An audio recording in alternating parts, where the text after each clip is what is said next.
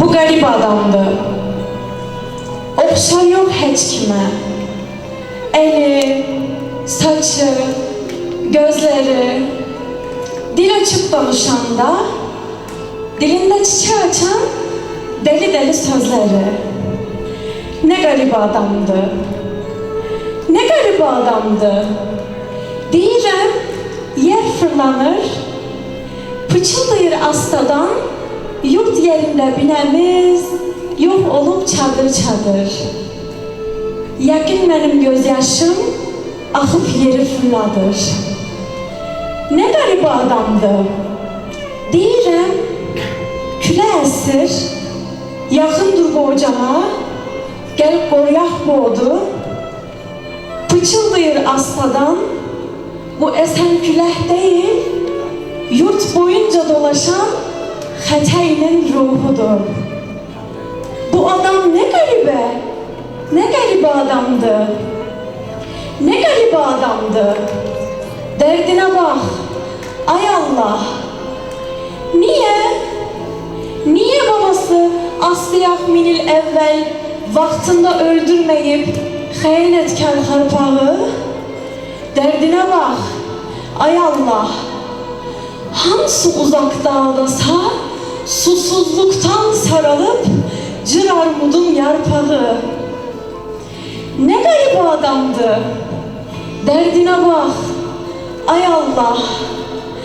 Ne garip adamdı. Dedim, senin bed günün.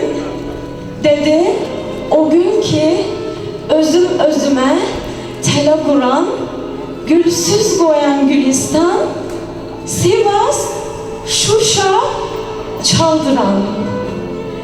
Bir mi, üç mü, ya beş mi?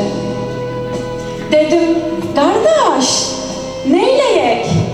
Bizimki bunsuz geçmir. Dedim, senin okşarım, birle çektim, ne vaktsa solmayan bir çiçekte. Dedim, en güzel günün, dedi ki, gelecekte.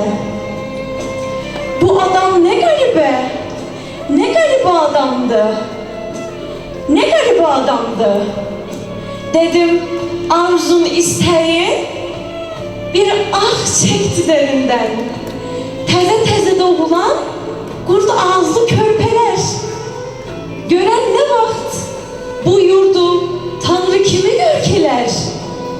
Bu adam ne garibe, ne garibe adamdı. Ne garip adamdı. Bu adamın sevinci, bu adamın derdi de tamam özge biçimde. Bu garip adamdı. Mənə elə gəlir ki, bu adam ölen günü özü qazıb qabrini, bastıracaq özünü ürəyinin içində.